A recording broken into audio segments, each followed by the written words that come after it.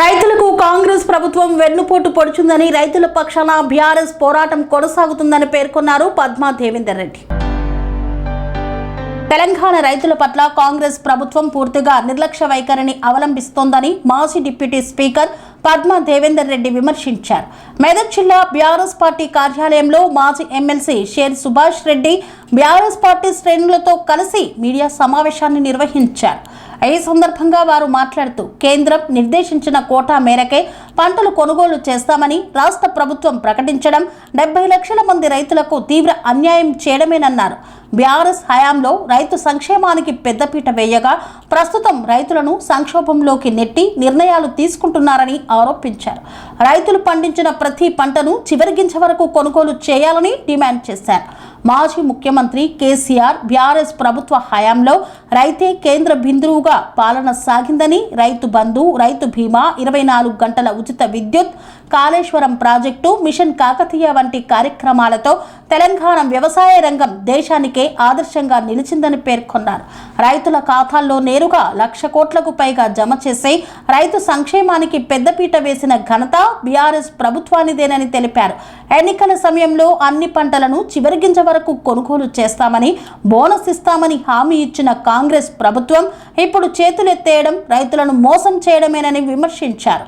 మీరు గమనిస్తున్నారు, ఎప్పుడు కరెంట్ వస్తుందో ఎప్పుడు పోతుందో తెలవట్లేదు. ఆ విషయంలో కూడా ప్రజలందరికీ చెప్తాం. అలాగే ఏదైతే ఇప్పుడు యూరియా, ఇప్పుడు మొన్నటి వరకు కూడా డిఏపి, ఇప్పటికి కూడా డిఏపి రాలేదు. ఎగ్జాంపుల్ గన్పూర్ మండల్ అనేది చాలా పెద్దది. ఇప్పటికి కేవలం 3 లారీల యూరియా మాత్రమే వచ్చింది, 2 లారీల డిఏపి వచ్చింది. 2 గంటలు కాదు, 4 నిమిషాల్లో యాప్ బుకింగ్ అయిపోయిందని చెప్తున్నారు. 4 నిమిషాలు అయిపోవడం వల్ల ఇప్పుడు నాకు ఐఫోన్ ఉంది, దీంట్లో యాప్ పనిచేయదు, ఓన్లీ ఆండ్రాయిడ్ ఫోన్లో పనిచేస్తుంది. ఇక చిన్న రైతులు, సన్నకారు రైతులు కొందరికి ఈ మొబైల్ డేటా లేని వాళ్ళ పరిస్థితి గోచరం ఉంది. మళ్ళీ ఇట్లాంటి ఫోన్లకు పనిచేస్తలేదు. మరి ఎవరు బుక్ చేసుకుంటారు, ఎక్కడ పోతుందో తెలియదు. ఇంతకుముందు కేసీఆర్ గారు వచ్చిన తర్వాత 2014 వచ్చిన తర్వాత ఆ రైతు ఎంత గొప్పగా ఉన్నాయంటే, నేను నాటేసుకుంటూ పోతున్నా గ్రామంలో ఆటో అతని చెప్తే 5 సంచులు తీసుకురంటే తీసుకొచ్చి పొలం కాటికి తెచ్చినటువంటి సందర్భాన్ని కూడా మేము మళ్ళీ ఒకసారి రైతులకు గుర్తు చేయదలుచుకున్నాం. అలాగే ఇంతకుముందు చెప్పినట్టు కరోనా కాలంలో కూడా ఏదైతే ఎంత మంచి ధాన్య సేకరణ జరిగింది.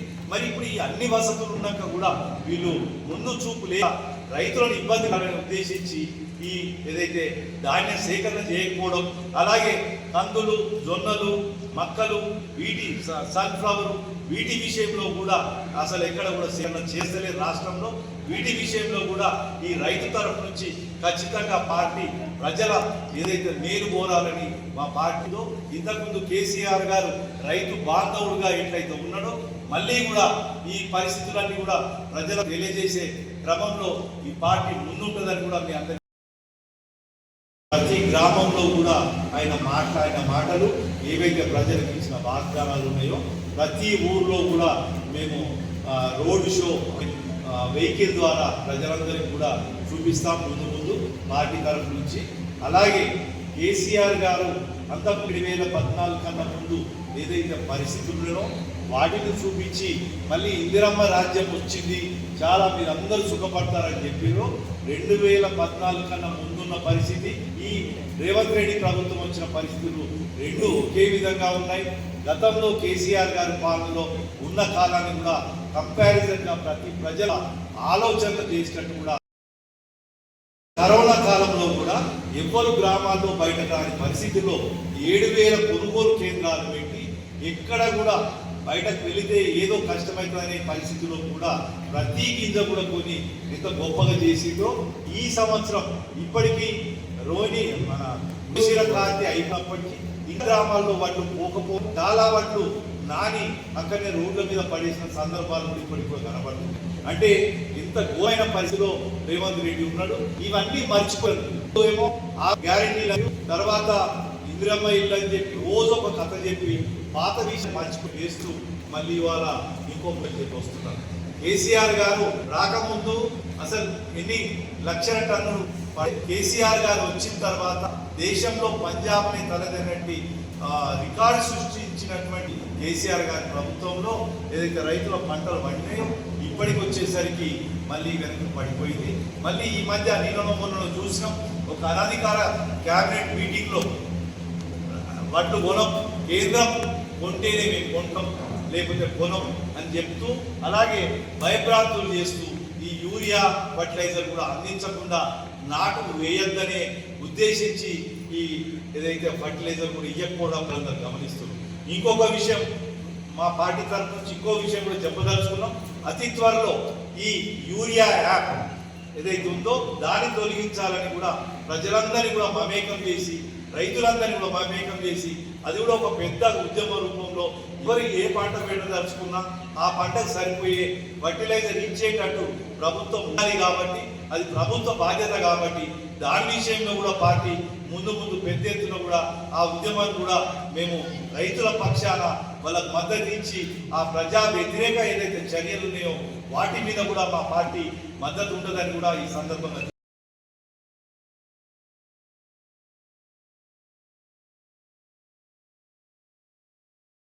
మిత్రమైన రైతు, భరోసాగా ఉన్న రైతు, కేసీఆర్ హయాంలో ధైర్యంగా ఉన్న రైతు నేడు మళ్ళా కుంగిపోయే పరిస్థితి వస్తుంది. 60 సంవత్సరాలు సమైక్య రాష్ట్రంలో మోసపడ్డ రైతు దీన అవస్థ మళ్ళీ మొదలు కాబోతాం. 60 సంవత్సరాలు సమైక్య రాష్ట్రంలో 24 లక్షల పంపు సెట్లు ఉంటే వాటి కరెంట్ లేక, భూగర్భ జలాలు ఎండిపోయి, పొలాలు బీడులు పడి, నీళ్లు లేక, అన్నమో రామచంద్ర ఎక్కడ దిక్కు లేక ఆత్మహత్యలు చేసుకునే పరిస్థితి గతంలో సమైక్య రాష్ట్రంలో ఉండేది. ఆ పరిస్థితిని గమనించిన గౌరవ కేసీఆర్ గారు 2001లో గులాబీ జెండా చేతబట్టి 14 సంవత్సరాలు అహింసా మార్గంలో పోరాటం చేసి కేంద్రం మెడలు వచ్చి సావు నోట్లో తలకాయ పెట్టి తెలంగాణ రాష్ట్రాన్ని సాధించిన తెలంగాణను బాగు చేయాలి, రైతాంగాన్ని బతుకును మార్చాలి, రైతాంగం కళ్ళల్లో సంతోషం చూడాలనే ఉద్దేశం కొద్దీ గౌరవ కేసీఆర్ గారు 2014లో పగ్గాలు చేతబట్టినాక, తెలంగాణ రాష్ట్ర పగ్గాలు చేతబట్టిన అనంతరమే ఒక 6 నెలల్లోనే 24 గంటల కరెంటు తీసుకొచ్చి, ఏ రైతాంగం అయితే తెలంగాణ రాష్ట్రంలో కరెంటు లేక అవస్థలు పడి ఇబ్బంది పడతా ఉన్నారో ఆ రైతాంగాన్ని ఆదుకోవడం కోసం రాష్ట్రంలో 24 గంటల కరెంటు తీసుకొచ్చి ఉచితంగా ఇచ్చిన ఘనత గౌరవ కేసీఆర్ గారు. ఈ రోజు ఏమైంది? 13 గంటల కరెంటు, 12 గంటల కరెంటు, 9 గంటల కరెంటు వస్తుందో, ఎప్పుడు వస్తుందో తెలుస్తుంది, ఎప్పుడు పోతుందో తెలుస్తలేదు. మళ్ళీ ఆగమైన పరిస్థితి ఈ మళ్ళీ కాంగ్రెస్ పాలనలో మనం చూడబోతా ఉన్నాం, చూస్తా ఉన్నాం. ప్రాజెక్టులను కట్టిన ఘనత గౌరవ కేసీఆర్ గారు. పాలమూరు రంగారెడ్డి ప్రాజెక్టులను కట్టిన ఘనత కేసీఆర్ గారు. ఇక్కడ ఎంఎన్ కెనాల్, ఎఫ్ఎన్ కెనాల్ సిక్కూరు మెదక్ జిల్లాకు అంకితం చేసి లైనింగ్ చేసి 100 కోట్లతో లైనింగ్ చేసిన ఘనత గౌరవ కేసీఆర్ గారు. ఇక్కడ 40,000 ఎకరాలు పంటను పండించుకోగలుగుతాము. అంటే దాదాపు 1,30,00,000 ఎకరాలు గతంలో తెలంగాణ రాష్ట్రంలో ఉంటే 2,30,00,000 ఎకరాల వరకు పెంచిన ఘనత. అంటే 1,00,000 ఎకరాలకు కేసీఆర్ గారు వచ్చినాక పంటను మాగాని చేసిన ఘనత గౌరవ కేసీఆర్ గారు. నీళ్ళిచ్చి, కరెంట్ ఇచ్చి, పెట్టుబడికి రైతు ఆగం కావద్దని చెప్పేసి ఏ పాలకులు ఆలోచించిన రీతిలో ఆలోచించి రైతు బంధు తీసుకొచ్చి పెట్టుబడి కూడా రైతుకి ఇచ్చి కష్టపడకుండా, అప్పుల పాలు కాకుండా, రైతుకు ఆదాయం చేకూర్చే విధంగా పెట్టుబడి ఇచ్చి, యూరియా కొరత లేకుండా అన్ని కూడా అందుబాటులో తీసుకొచ్చిన ఘనత గౌరవ కేసీఆర్ గారు. రైతు బంధు ఇచ్చి, పెట్టుబడి ఇచ్చి, కరెంట్ ఇచ్చి, నీళ్ళిచ్చి, పంట కొని, పైసలేసి, రైతు బీమా కూడా చేసిన ఘనత గౌరవ కేసీఆర్. ఈరోజు బీమా ఏమైంది? రైతులకు మాత్రం మాట్లాడవా? మీరు గన్నే పట్టుకుంటారా? మరి రైతు ఏం కావాలి? మన మన మన రాష్ట్రంలో, తెలంగాణ రాష్ట్రంలో 70% వడ్లే పండుతాయి, వడ్లే పండిస్తున్నారు. మరి ఆ పంట ఏం కావాలి?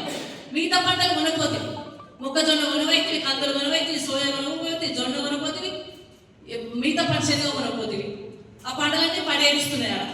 మరి వడ్లు కొనాలని చెప్పి పంజాబ్ను తలదన్నే విధంగా తెలంగాణ రాష్ట్రంలో వడ్లు పండుతున్నాయి. కేసీఆర్ సార్ ఉన్నప్పుడు వడ్లకు కొరతలు కదా, పంట ఎంత పంట పండితే అంత పంట కొన్నాం, చివరి గింజ వరకు కొన్నాడు. 11 సార్లు రైతు బంద్ వేసినాం. 72,000 కోట్ల రూపాయలు రైతు ముట్టినాయి. 29,000 కోట్ల రూపాయలు రుణమాఫీ వేసినాం, రైతు ఖాతాలో వేసినాం. మరి అప్పుడు దాదాపు 1,00,000 కోట్ల రూపాయలను రైతుకు అందించినాం, డైరెక్ట్గా ఇండైరెక్ట్గా. మరి ఏమి మీరు చేసింది అప్పుడు పిసిసి అధ్యక్షుడిగా ఉన్నావు నువ్వు. ఉన్నప్పుడు 10,000 కోట్ల రూపాయలు నా చేతిలో పెడితే రైతు రాజు చేస్తాను. 10,000 కోట్ల రూపాయలు నీ దగ్గర ఇప్పుడు రైతు బంధు చేయడానికి లేవా? 15,000 రూపాయలు వేస్తాను ఎకరానికి అన్నావు. కేసీఆర్ 10,000 ఇస్తుండు, నేను 15,000 రూపాయలు అన్నావు కదా సంవత్సరానికి. మరి ఏది నీ 15,000 రూపాయలు ఎక్కడ వాయే? 6 గ్యారంటీలు ఎక్కడ వాయే? రైతును మోసం చేసి, రైతును వంచన చేసి, రైతును ఆగం చేసి నువ్వేం బాగుంటున్నావు? ఏం చేస్తుంది నీ రాష్ట్రం? కేంద్రంతో కొట్లాడే శక్తి లేదా? కేంద్రం గంతే కొట్టాలంటే నువ్వు గంతే కొట్టవా? మరి రేపు పంట పండుతున్నాయి. ఇప్పుడు పంట పెట్టే రైతు ఏం కావాలి? ఇప్పుడు పంట పోతున్నాడు రైతు. రైతు పంట పెట్టుకోవడానికి, వడ్లకు తుకాలు పోయడానికి మరి ఇప్పుడు పోతున్నాడు. ఏం చేయాలి రైతు? బోనస్ అంటివి, సన్న వడ్లకు బోనస్ అంటివి. 40 రకాల వడ్లు ఉంటాయి, సన్న వడ్లు 7 రకాల కనబడుతుంది. ఏం మాటలు ఇవి? 7 దాటినాక కూడా మళ్ళీ 7 దాటిన కూడా నీ ఎలక్షన్ల ముందేమో అన్ని మాటలు ఇస్తుంది, హామీలు ఇస్తుంది, గద్దెన ఎక్కుతీవి, ఎక్కిన తర్వాత అన్ని మర్చిపోతుంది. పోరాటాలు కొత్త కాదు, కేసులేం కొత్త కాదు. మేము అన్ని రకాలు ఎదుర్కొని వచ్చినాం. 14 ఏళ్ళు తెలంగాణ రాష్ట్ర ఉద్యమంలో నీకంటే ఆంధ్ర పాలకులు నీకంటే ఎక్కువ సతాయించిన పట్టించుకోలే. ఉద్యమం చేసి తెలంగాణ రాష్ట్రాన్ని తెచ్చుకున్న వాళ్ళం. రేపు తెలంగాణ రైతాంగం పక్షాన్ని నిలబడతాం, పోరాటం చేస్తాం. తప్పకుండా రాష్ట్ర కేంద్ర ప్రభుత్వాల మెడల్ వంచైనా సరే పట్టు కనిపిస్తామని కూడా ఈ సందర్భంగా తెలియజేసుకుంటూ, తప్పకుండా రైతులు ఎవరు బెంబేలు పడాల్సిన అవసరం లేదు. రైతుల పక్షాన్ని నిలబడదాం. పంట ఆఫీగా పండించుకోవాలి.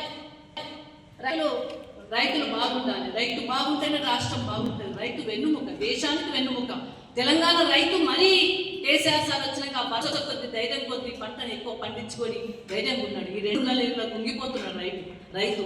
కాబట్టి ఈ 2.5 ఏళ్ళ నష్టపోయిన రైతు రేపు మళ్ళీ రాబోయే కాలంలో కేసీఆర్ అంటే డెఫినెట్ గా మంచిగా మారబోతున్నాం. ఒకవేళ పట్టుకోకపోతే మాత్రం ఊరుకునే ప్రసక్తి లేదని.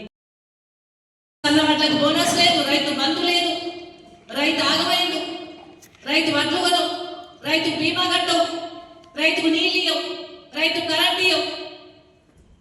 ఏం చేస్తుంది? కేంద్ర ప్రభుత్వం కొన్నంతనే కొంటున్నాడు. ఇప్పుడు రైతు ఏం కావాలి? నీ యూరియా ఏమైంది? ఇప్పటికి రైతుకు యూరియా దొరకని పరిస్థితి వచ్చింది. పాస్పేట్ ధర పెంచేసిండు, తెలియకుండానే పెంచుతారు. రోజుకు డీజిల్ పెట్రోల్ పెరుగుతాయి, తెలియకుండా పెంచుతారు. కానీ రైతుకు గిట్టుబాటు ధర మాత్రం పెంచరు. రైతుకు రేటు ఇచ్చేది పెంచరు. రైతు పంట కొనరు. యాసంగి పంటకు రైతు బంధు లేదు. 1 ఎకరానికి అన్నాడు, 1 ఎకరానికి వేసాడు, అంతే. చేతులు ఎత్తేసాడు. 2వ ఎకరం అన్నాడు, ఇప్పుడైతే పూర్తిగా చేతులు ఎత్తేసాడు. ఇప్పటికి 5 సార్లు అయి కొట్టేసాడు రైతు బంధు. రైతు బంధు లేదు, రైతు భరోసా లేదు. యూరియా కోసం పడిగాపులు కొత్త యాప్ తీసుకొచ్చిండు. ఆ యాప్ ఎక్కడ ఉంటుందో తెలుస్తలేదు. ఏం చేయాలో అర్థమైతలేదు. మందు బస్తాలు పోయేసరికి మాయమైతున్నాయి మందు బస్తాలు తప్ప ఆర్థికాలు కొనే పరిస్థితి కనబడతలేదు. లైట్లు కట్టి యూరియా కోసం మోసపోయిన రైతు గతి అదో గతి కావు. అట్లా కష్టపడి కూడా రైతు యూరియా తీసుకొచ్చి పాస్పేట్ రేట్లు పెంచిండ్రు. యూరియా తీసుకొచ్చి మరి పొలానికి వేసుకొని పంట పండిస్తే 60 రోజులు సెంటర్లలో పడిగాపులు కాసిండు రైతు తప్ప సరిగా కొన్న పాపన పోలే. మొలకలు వచ్చినాయి, తడిసిపోయినాయి, ఆగమైండు రైతు. సెంటర్లలో ఆగమైండు, పనిష్ పెట్టుకొని తిరిగిండు. కొంతమంది రైతులు అయితే గుండె వచ్చి చనిపోయిండు. ఇది రైతు పరిస్థితి. ఆగమైండు. వడ్లు కొనకపోతివి, పంటకు నీళ్ళు ఇవ్వకపోతివి, కరెంటు చక్కగా ఇవ్వకపోతివి, రైతు బంధు లేదా, యూరియా కొరతనేనా, ఏం చేయాలి రైతు? మళ్ళీ ఏమొచ్చింది? మళ్ళీ సమైక్య రాష్ట్రంలో ఉన్న రైతు పరిస్థితి ఎట్లుండేనో ఆ పరిస్థితిలో నెట్టేసాడు కదా రైతును. ఇప్పుడు కొత్త కథ, రేవంత్ రెడ్డి కొత్త కథ మొదలుపెట్టింది. ఏం కథ అది? రైతు ఏదైతే కేంద్ర ప్రభుత్వం టార్గెట్ ఇస్తుందో అంతే కొన్నాడు. క్యాబినెట్ అయిపోయింది అంటే రైతు కేంద్ర ప్రభుత్వం ఎంత కొంటదో ఇక గవే కొంటాడు. రాష్ట్ర ప్రభుత్వం ఏం చేయదట. మరి బడాబాయి చోడాబాయి సంగతి ఏంటి? అంతవరకు కంటి నిద్రపోయి భరోసా పొద్దున్నాడు, ధైర్యంగా ఉన్నాడు.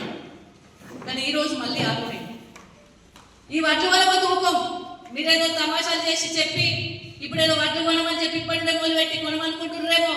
ఊకునే ప్రసక్తి లేదు. టీఆర్ఎస్ పార్టీ ఉద్యమం చేస్తుంది, రైతు పక్షాలు నిలబడుతుంది. చివరి గింజ వరకు వడ్లు కొనేంత వరకు ఊకున్న ప్రసక్తి లేదు. రాష్ట్రం మొత్తం ఏకం చేస్తాం. తెలంగాణ ఉద్యమం ఎట్లా జరిగిందో మా రైతుల ద్వారా ఉద్యమాన్ని ఆ విధంగా చేపడతాం. మీరు వర్గమని తప్పించుకుంటే ఊరుకునే ప్రసక్తి లేదు. మీరు రాజ్యానికి వచ్చినప్పుడు, మీరు గవర్నమెంట్లోకి వచ్చినప్పుడు, మీరు పిసిసి అధ్యక్షుడిగా ఉన్నప్పుడు ఇచ్చిన మాటలన్నీ మాకు యాదుకున్నాయి. 10,000 కోట్లు ఇస్తే మొత్తం రైతులంతా రాజులను చేస్తాను, నేను 24 గంటల కరెంట్ ఇస్తాను, ఇస్తలేవు. 6 గ్యారెంటీలు అన్నావు, 15,000 రైతు బంధు అన్నావు, రుణమాఫీ అన్నావు. ఏ ఒక్కటి సరిగా నెరవేర్చలేదు, ఏ ఒక్కటి కూడా నెరవేర్చలేదు. మా నాయకులు సవాల్ చేసిండ్రు, ఏ ఊరు పోదాంపో ఆ ఊరికి పోదాంపా, అక్కడ కంప్లీట్గా మొత్తం ఆ ఊర్లో రుణమాఫీ అయితే దేనికంటే దానికి సవాల్ అంటే నువ్వు తోక ముడిచినావు, నువ్వు రాలే.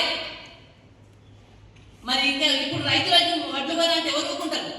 రైతులు కాదు, రైతుల పక్షాన్ని నిలబడుతుంది బీఆర్ఎస్ పార్టీ, రైతుల పక్షాన్ని ఉద్యమం చేస్తుంది బీఆర్ఎస్ పార్టీ. ఇక్కడ రాష్ట్ర ప్రజలు రాష్ట్రం అంతా కలిసి రాష్ట్ర ప్రభుత్వం మెడలు పంచుతాం, కేంద్ర ప్రభుత్వం మెడలు పంచుతాం. తప్పకుండా వడ్లు కొనే విధంగా చేస్తాం. మీరు తప్పించుకోవడానికి లేదు. ముఖ్యమంత్రి మాట, మంత్రి మాట, శృతి లేదు. శృతి లేకుండా రాష్ట్రాన్ని ఏలుతుండు. మరి అట్లాంటిది ఇప్పుడు 72 సార్లు ఢిల్లీ పోయి ఎన్ని సార్లు తీసుకొచ్చినావు? రాష్ట్రానికి ఏమైనా పెట్టుబడులు వచ్చినా, రాష్ట్రానికి ఏమైనా కొత్తగా నిధులు వచ్చినా? బడే బాయ్ అంటావు కదా, మరి నీ చోటే బాయ్ బడే బాయ్ మీ ముఖ్యమంత్రి, ఇంకో ఆంధ్రప్రదేశ్ ముఖ్యమంత్రి, మరి ముగ్గురు కలిసిండ్రు కదా. ముగ్గురు కలిసినప్పుడు మా రైతుల సంగతి ఏంది? ముగ్గురు కలిసి మా రైతులను ఏం చేస్తున్నారు? ఆగమెందుకు చేస్తున్నారు తెలంగాణ రాష్ట్ర రైతులను? అందుకే రేవంత్ రెడ్డి గారు మీ ప్రభుత్వం ద్వారా తెలంగాణ రాష్ట్రంలో ఉన్న పండిన పంటనంతా కూడా కేంద్ర ప్రభుత్వము కొనగా టార్గెట్ ఇచ్చిన దానికంటే కూడా టోటల్ తెలంగాణలో ఉన్న ప్రతి గింజ, పండిన ప్రతి గింజ కొనాల్సిందే.